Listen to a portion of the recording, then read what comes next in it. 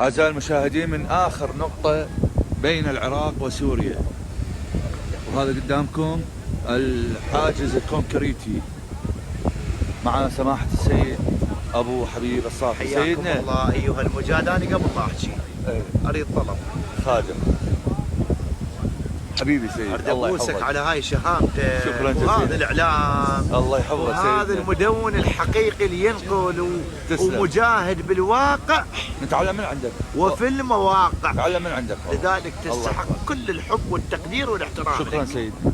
سيدنا إذا عبروا من هذا السياج شو يصير بيهم برأيك؟ والله أنا أوصيهم يعني ايه على الجميع، هم يعني جماعة الجولاني اللي يردون يعبرون. زين. نصيحة لهم جيبوا وياكم البوشية والعباية والكحلة، لأنه هنا ماكو لا محل لا دكان لا أحد يبيع عباية ولا بوشية ولا عمرة شوله، فجيبون لأن ب 2014 تذكرون تنكروا بزي النساء وعبروا. صح. هذا الخال حمرة، هذا لابس باروكة، فجيبوا العدة النسائية مالتكم لأن هذا ديدنكم، عرفناكم من 2014. حياك الله سيدنا المجاهد، وانهزمتوا والنعم منك سيد حبيبي. الله يبارك فيك، الله يحفظك. شكرا جزيلا وسيم الطيب حبيبي. حياك الله سيدنا.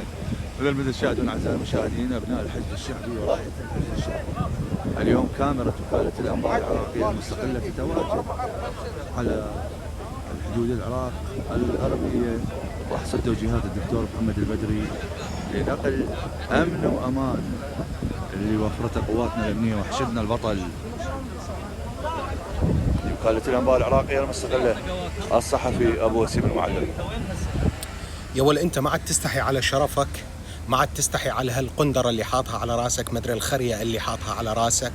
العمى إذا بيأقذر منك وأوسخ منك وأكذب منك.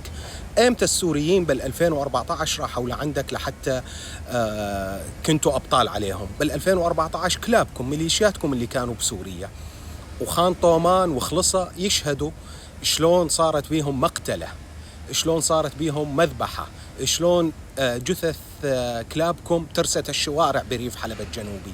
هذا اللي صار بال 2014. بس نتذكر أيضا بال 2014 300 من تنظيم 11 احتلوا ثلث العراق، مدري نص العراق. 300 سروا أكثر من 8000 واحد من كلابكم. هذا اللي نتذكره بال 2014.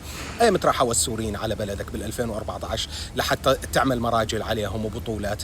بال 2014 مو بال 2003 راحوا بعض السوريين يدافعوا عن شرفك وعرضك، بس طلع ما بيكم شرف ورجعوا السوريين تندموا بالساعة اللي راحوا يدافعون عن شرفكم.